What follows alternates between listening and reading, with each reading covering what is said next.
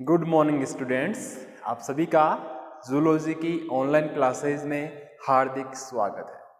तो previous class में अपन ने ऑक्सीडेशन ऑफ कार्बोहाइड्रेट्स अर्थात शर्कराओं का ऑक्सीकरण टॉपिक स्टार्ट किया था, जिसमें अपन ने देखा था, जाना था, समझा था कि जो शुगर्स होती है उनका जो अपनी सेल में एंटर करेगी, प्रवेश करेगी, वो होंगे मोनोसेकेराइड्स के रूप में।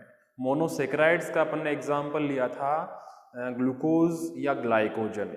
इसी रूप में ये शर्करा जो होती है अपनी कोशिकाओं में प्रवेश करती है। तो अपन ने ये बात की थी कि इन शर्कराओं का विखंडन एवं इस क्रिया के दौरान उत्पन्न होने वाली ऊर्जा को निम्न पदों में अपन विभाजित कर सकते हैं, डिवाइड कर सकते हैं, जिसमें से पहला पद था ग्लाइकोलाइसिस। लास्ट यही बताया था मैंने। अच्छा, ये सारे चल किस टॉपिक में रहे अपने माइटोकॉन्ड्रिया के कार्य में, कि माइटोकॉन्ड्रिया में ऊर्जा का उत्पादन कैसे होता है, कहाँ पर होता है और कितना होता है।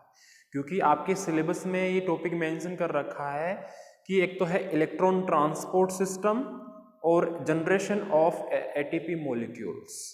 तो अपन को इलेक्ट्रॉन ट्रांसपोर्ट सिस्टम भी समझाना है जो माइटोकॉन्ड्रिया में ही चलता है, और एटीपी मॉलिक्यूल्स का जनरेशन यानी कि एटीपी अणुओं का उत्पादन कहाँ पर होता है, कितना होता है, टोटल लास्ट में कितना लाभ होता है, वो सारे के सारे टॉपिक जो होते हैं उनको समझने के लिए अपन को स्टेप बाय स्टेप चलना होगा। इसीलिए अपन ने oxidation of carbohydrates topic start किया था।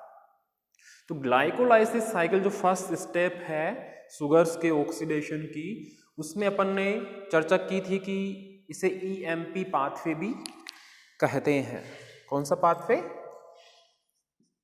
ईएमपी। इसका फुल फॉर्म भी बताई थी क्यों बोलते हैं इसको, क्योंकि 3 साइंटिस्ट ने मिलकर इसकी खोज की थी, इसलिए इसका नाम ईएमपी पाथवे रख दिया गया है। एम्डन, मेयरहॉफ और परनोस, इसीलिए इसको ईएमपी पाथवे के नाम से भी जाना जाता है। मैंने ये भी बताया था कि यह इस प्रकार के जो इस रिएक्शन हो रही है ग्लाइकोलाइसिस साइकिल या ईएमपी पाथवे में, इसमें ऑक्सीजन की आवश्यकता नहीं होती है, ये बिना ऑक्सीजन के ही होता है। इसीलिए इसे अनोक्सी श्वसन भी या एनारोबिक रेस्पिरेशन भी कहा जाता है। ठीक है, यह कहाँ पर होती है ग्लाइकोलाइसिस साइकिल या ईएमपी पाथवे? कोशिका के कोशिका द्रव्य में। ठीक है, तो ये चीज ध्यान रखनी है अपन को कि ग्लाइकोलाइसिस साइकिल कोशिका के कोशिका द्रव्य में होती है, ऑक्सीजन की अनुपस्थिति में होती है, इसीलिए इसे अनोक्सी श्वसन भी कहा जाता है। इसमें ये जो साइकिल होती है स्टार्ट होती है ग्लूकोज से, क्योंकि मैंने आपको पहले ही बता दिया है कि जो कार्बोहाइड्रेट्स का ऑक्सीडेशन है उसमें जो शुगर्स है, जैसे कार्बोहाइड्रेट है तो वो मोनोसेकेराइड, जैसे फॉर एग्जांपल ग्लूकोज और ग्लाइकोजन के रूप में ही कोशिका में प्रवेश करती है। तो यहाँ पे ग्लाइकोलाइसिस साइकिल ग्लूकोज से स्टार्ट होगी, तो इसीलिए क्या नाम रख दिया ग्लाइकोलाइसिस साइकिल। तो आज अपन ग्लाइकोलाइसिस साइकिल कंप्लीट साइकिल बनाएंगे और उसमें देखेंगे कि कितनी एटीपी काम में ली जा रही है, कहाँ पर, और कितनी एटीपी बन रही है, और लास्ट में टोटल कितनी एटीपी अपन को मिल चुकी है। ठीक है, तो अपन को समझ में आ जाएगा। तो अपन लास्ट में ये बता देंगे उस टॉपिक में जो आपके सिलेबस में दे रखा है कि जनरेशन ऑफ एटीपी मॉलिक्यूल्स बताइए। तो अपन ग्लाइकोलाइसिस साइकिल में बता सकते हैं कि ग्लाइकोलाइसिस साइकिल में इतनी एटीपी काम आती है और लास्ट में इतनी एटीपी का हमें लाभ होता है। ठीक है, तो बनाते हैं अपन ग्लाइकोलाइसिस साइकिल। इतना तो आपको क्लियर पहले समझा दिया था मैंने। ये ग्लाइकोलाइसिस साइकिल, क्रेब्स साइकिल जो भी है आपके, वो सेकेंड ईयर में भी आएगी। फर्स्ट ईयर में ये साइकिल नहीं पूछेगा आपको, क्रेब्स साइकिल या ग्लाइकोलाइसिस साइकिल नहीं पूछेगा आपको, डायरेक्टली ये पूछेगा या तो इलेक्ट्रॉन ट्रांसपोर्ट सिस्टम पूछेगा या फिर जनरेशन ऑफ एटीपी मॉलिक्यूल्स, जिसमें आपको ये समझाना है एक पैराग्राफ में कि ग्लाइकोलाइसिस साइकिल में कितने एटीपी बन रहे हैं, कितने काम में आ रहे हैं, क्रेब्स साइकिल में कितने बन रहे हैं, कितने काम में आ रहे हैं, और लास्ट में टोटल कितने एटीपी का लाभ हुआ। अपन को समझाना होता है, उसमें साइकिल बनाने की अपन को जरूरत नहीं पड़ती। ठीक है, छोटा सा टॉपिक दे रखा है। तो कहां से स्टार्ट होगी? ग्लाइकोलाइसिस साइकिल, ग्लूकोज से, ग्लूकोज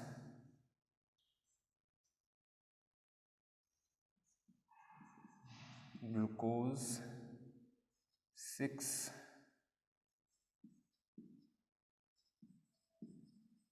6-फॉस्फेट। ये वही साइकिल है जो आप पहले पढ़े हो 11th-12th में, कोई नई नहीं है।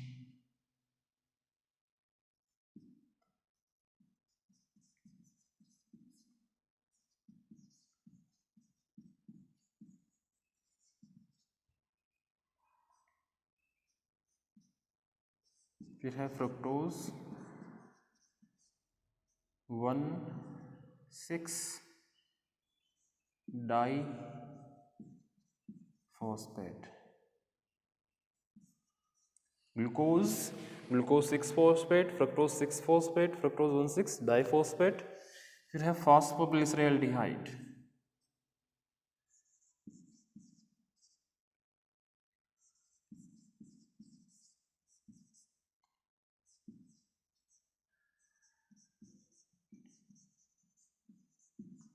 फॉस्फोग्लिसरैल्डिहाइड।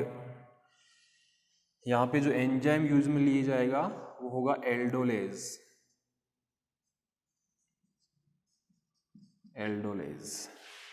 ठीक है।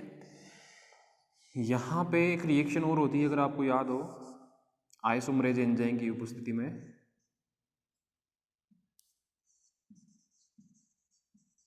Isomerase dihydroxy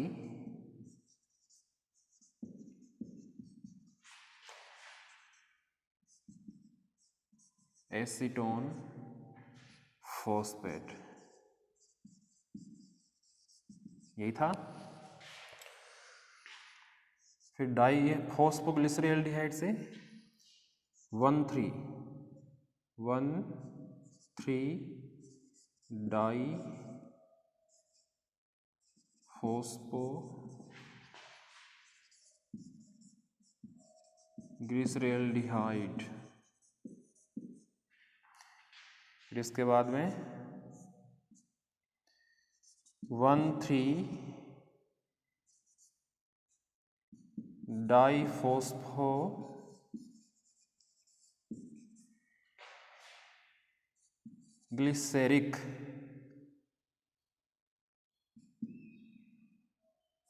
acid. फिर है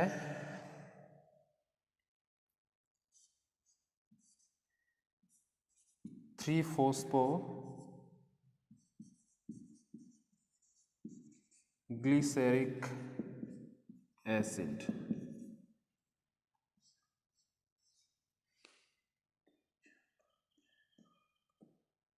फिर है 2-फॉस्फोग्लिसरिक एसिड।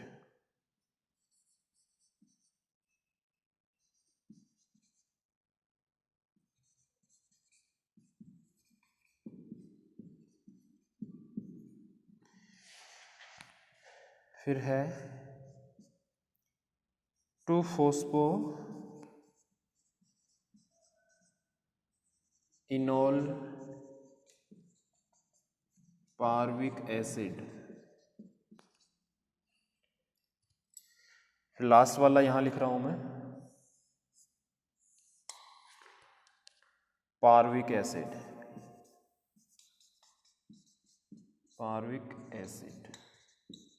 ये लास्ट हो गया। तो ये है आपके ग्लाइकोलाइसिस साइकिल। स्टार्ट कहाँ से हो रही है? ग्लूकोज के एक मॉलिक्यूल से, ठीक है। फिर ग्लूकोज से ग्लूकोज 6-फॉस्फेट। तो अपन को मेन पर्पस क्या था अपना, कि कहाँ पर कितनी एटीपी काम में आ रही है, कहाँ पे कितनी एटीपी बन रही है। तो सबसे मेन पर्पस जो है अपना यही है। तो यहाँ पे स्टार्टिंग में ही एक एटीपी काम आती है, एटीपी से काम में आएगी। तो एटीपी किस में टूटेगा? ADP, plus inorganic phosphate.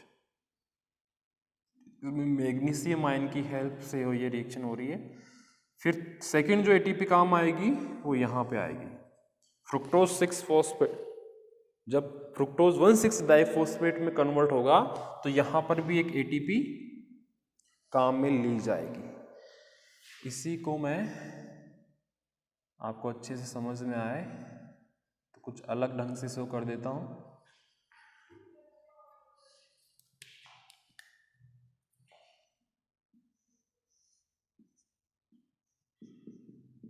ATP से एडीपी, मैग्नीशियम आयन, ठीक है। और यहाँ पे एक यहाँ पे काम आ गई, एटीपी से एडीपी। तो यानी कि 2 एटीपी तो काम में आ चुकी है। फर्स्ट तो ग्लूकोज को ग्लूकोज 6 फॉस्फेट में कन्वर्ट करने में काम आ गई, और सेकंड फ्रुक्टोज 6 फॉस्फेट को फ्रुक्टोज 1,6 डाइफॉस्फेट में कन्वर्ट में काम में ले ली गई। अब बाकी की कहाँ बनेगी, फॉस्फोग्लिसरेल्डिहाइड, इसके बाद 1,3 डाइफॉस्फोग्लिसरेल्डिहाइड। 1,3 डाइफॉस्फोग्लिसरेल्डिहाइड से जब 1,3 डाइफॉस्फोग्लिसरिक एसिड बनेगा यहाँ पे, ये तो यहाँ पे 2NAD से क्या बनेगा, 2NADH प्लस H।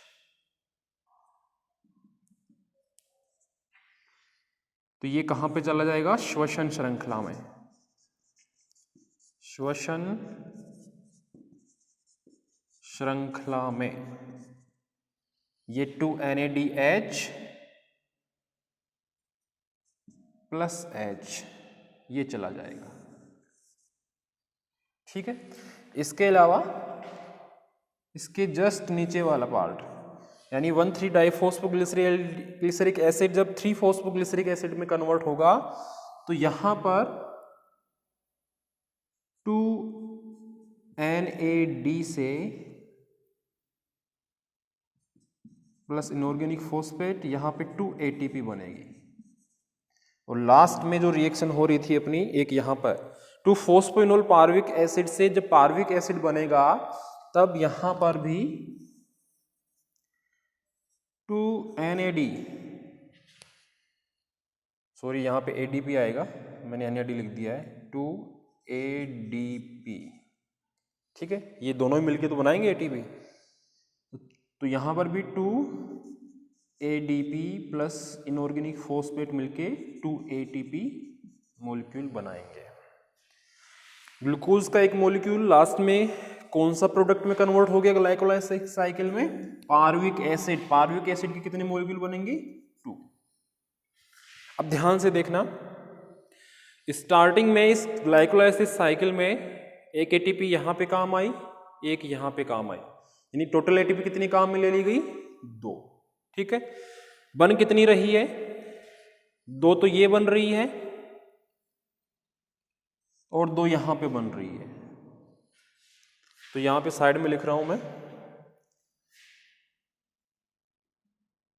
काम में ली गई ATP कितनी है, 1 और 2,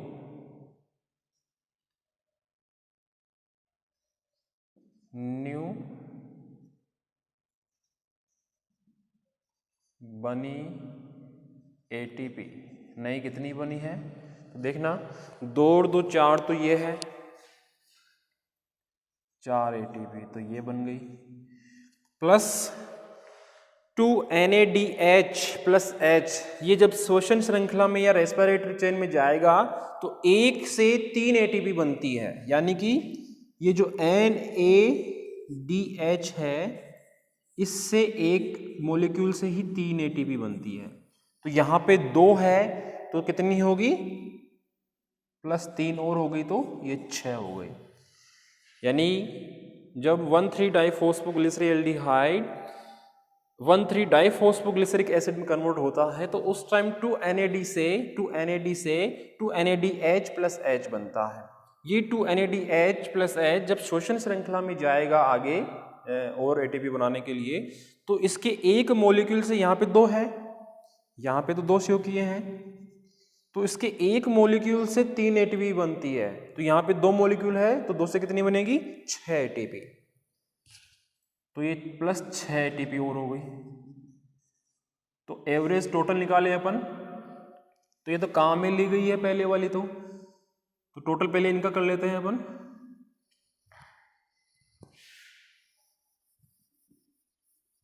ये तो न्यू बनी ATP, 6 और 4 10 ATP हो गई, लेकिन काम में ली गई ATP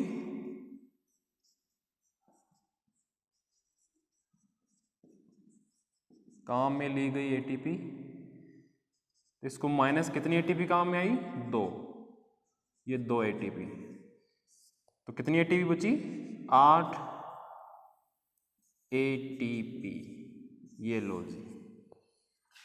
तो अपन को अब पता चल चुका है कि ग्लाइकोलाइसिस साइकिल में कितनी ATP काम में ली जा रही है, कहां पर, कौन सी रिएक्शन में, और कितनी ATP नहीं बन रही है, और कितनी ATP का टोटल लाभ हो रहा है इस साइकिल में। तो अपन देख सकते हैं इस साइकिल के थ्रू कि स्टार्टिंग में 2 ATP काम में ले ली गई, लेकिन 2NAD से जब 2NADH प्लस H बना तो इसके 2 मॉलिक्यूल बनते हैं। तो ये जब श्वसन श्रृंखला में जाएंगे तो 1 से 3 ATP बनती है, तो यहाँ पे 2 मॉलिक्यूल है तो 6 ATP ये बन गई, प्लस इसके अलावा 2 ATP यहाँ पे बन रही है और 2 ATP लास्ट में बन रही है।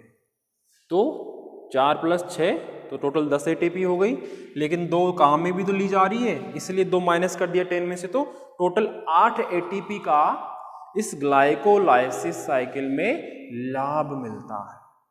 तो अपन ऑल ओवर बता सकते हैं कि ग्लाइकोलाइसिस साइकिल में 8 ATP का लाभ होता है। वैसे कंप्लीट ATP पूछे कि कितनी ATP बनती है, तो 10 बनती है, 10 बन रही है, अपने काउंट किया है। 4 तो यहाँ पे हो गई, 2 तो ये वाली, 2 ये वाली और 6 ये वाली, तो 10 बन गई, लेकिन 2 काम में भी आ रही है स्टार्टिंग में, तो -2 करते ही 8 ATP का टोटल लाभ हो गया। ऑल ओवर अगर आपसे पूछे कि कितनी ATP बनती है, तो 10 बनती है, लेकिन टोटल ATP का लाभ कितना होता है, तो वो 8 ATP का हुआ, क्योंकि 2 काम में भी तो आ गई, इसलिए 8 ATP का लाभ हो गया। और आपसे ये पूछिए ग्लाइकोलाइसिस साइकिल स्टार्ट के कौन से मॉलिक्यूल से होती है, तो अपन क्या बताएंगे? ग्लूकोज से। और एंड प्रोडक्ट या अंतिम उत्पाद क्या है इस साइकिल का, तो वो है पार्विक एसिड। आपसे पूछ ले कि पार्विक एसिड के कितने मॉलिक्यूल बनते हैं ग्लूकोज के एक मॉलिक्यूल से ग्लाइकोलाइसिस साइकिल में, तो आप क्या बताओगे? 2 मॉलिक्यूल बनते हैं पार्विक एसिड के। ये पार्विक एसिड, अब क्या होगा इसका आगे भविष्य क्या है, तो नेक्स्ट क्लास में अपन ये देखेंगे कि जो पार्विक एसिड ग्लाइकोलाइसिस साइकिल में जो अंतिम उत्पाद बना है, जिसके 2 मॉलिक्यूल है, यह माइटोकॉन्ड्रिया की वॉल में, मेम्ब्रेन में एंटर कर जाएगा और वहां पर क्रेब्स साइकिल या सिट्रिक एसिड साइकिल स्टार्ट कर देगा, जो अपन नेक्स्ट क्लास में देखेंगे। तो अपने क्लियरली समझ में आ जाएगा कि इस पार्विक एसिड की आगे कहानी क्या है, इसके साथ क्या होने वाला है। तो आज की क्लास का अपना मेन पर्पज यही था कि ग्लाइकोलाइसिस साइकिल को समझें कि उसमें कितनी ATP कहाँ पे बन रही है, कितनी काम में ली जा रही है, टोटल कितनी ATP बन रही है, और लास्ट में टोटल ATP कितनी का लाभ होता है। क्योंकि अपने सिलेबस में छोटा सा पॉइंट दे रखा है, वो यही है कि जनरेशन ऑफ ATP मॉलिक्यूल्स, कि ATP जो मॉलिक्यूल है वो कहाँ कहाँ पर बन रही है और कितनी बन रही है। तो साइकिल के थ्रू अपन ने बता दिया है कि कहाँ कितनी बन रही है, कितनी काम में ली जा रही है और लास्ट में कितनी का लाभ हुआ। तो इसको अच्छे से समझ लेना, साइकिल वही है जो आपने पहले पढ़ी है, ठीक है। ये कंटिन्यूस है, ये नीचे इससे आई नहीं, जगह नहीं थी, इसलिए मैंने इसको साइड में बना दिया है, ठीक है। ये वाली साइड में थी अपने डाइहाइड्रोक्सी एसीटोन फॉस्फेट, ये ठीक है। इसके लिए जो एंजाइम चाहिए वो आइसोमरेज है और इसके लिए एल्डोलेज, ठीक है। बाकी अपन देखेंगे नेक्स्ट क्लास में। धन्यवाद।